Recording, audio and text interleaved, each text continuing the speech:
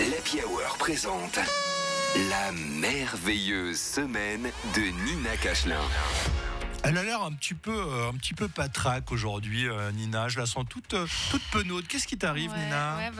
Cette semaine, triste nouvelle. Voilà, j'ai découvert que je pourrais pas avoir d'enfant. Ça s'est passé très vite. Ça a été méga surprenant. En fait, c'était dimanche, en plein milieu de la nuit. Ma brosse à dents électrique s'est déclenchée toute seule et elle est devenue incontrôlable, tu vois.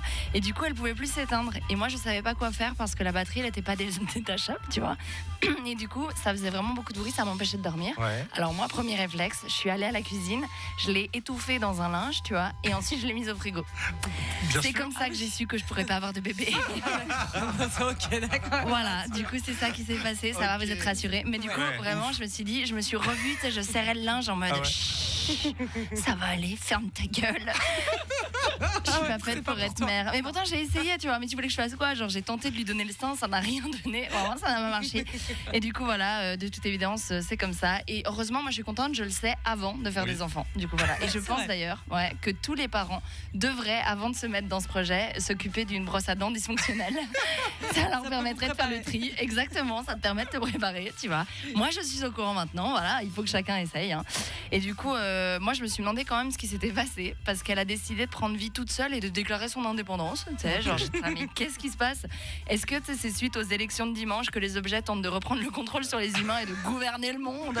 Je sais pas, c'est possible, hein, tu vois. Ils sont comme bon, il y a plus rien qui va là. Allez, on va aller remettre de l'ordre dans ce merdier. Et si c'est le cas, est-ce qu'on n'est pas bien dans la merde, hein, si les objets essayent de se liguer contre nous, parce qu'ils nous dépassent largement en termes de nombre. Hein, je veux pas dire avec nos achats compulsifs et notre matérialisme, on va rien pouvoir faire. Hein. Ah ouais.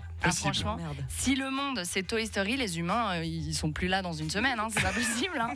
Non mais c'est vrai. Et moi, j'en voudrais pas aux objets de se révolter vu comment on les traite. Franchement, on les crée seulement pour une courte durée, ensuite on les jette, tu vois. Ouais. Si tu réfléchis en plus, on les met toujours en compétition les uns avec les autres. Ils sont toujours dans des relations méga toxiques. Prenons les iPhones par exemple. Hein. On les remplace tous les ans et demi par des gens de leur propre famille. C'est vrai. Mais qui fait ça ? C'est vrai, on est comme genre... Babe, je sais qu'on s'est vu tous les jours non-stop ces dernières années. Quand t'étais pas là, je faisais que de penser à toi. On dormait ensemble, côte à côte. Mais là, je suis désolée, il y a ton frère qui vient de sortir. Et du coup, il est plus jeune et plus cool. Donc, je vais aspirer ton âme et la mettre en lui. Parce que c'est ça qu'on fait, tu vois. On est des fous, ça va pas bien. Mais du coup, voilà, moi, je sais pas ce qu'on va pouvoir faire si les objets se révoltent. En tout cas, moi, j'ai essayé d'arrêter la révolution. Parce que du coup, leur leaduse est toujours dans mon frigo. J'essaierai de faire en sorte qu'elle en sorte pas. Pour le bien de l'humanité. Allez, on se retrouve la semaine prochaine. Merci Nina Cachelin.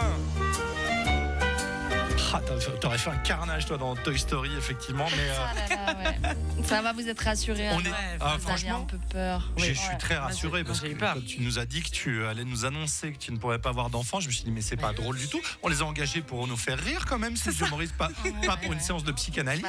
Mais tu vois, du coup je suis incompétente pour gérer les brosses à dents, donc je peux pas gérer les gosses. C'est comme ça. Tu verras. On s'habitue à tout. Tu crois que moi, le mec le plus impatient du monde, qui s'énerve pour un rien dès qu'il y a quelque chose qui l'embête et tout, j'arrive à m'occuper de deux petits êtres comme ça qui pleurent, qui crient, qui te cassent les oreilles. Tu les aimes, ta brosse à dents, tu ne l'aimes pas. Voilà. Mais toi, t'as pas pris de vacances cette semaine, par exemple. Tu vois, ça en dit long. Parce que mes vacances, c'est au boulot. Justement, quand t'as des enfants, tu vas au boulot comme si c'était des vacances. Merci Nina Cachelin.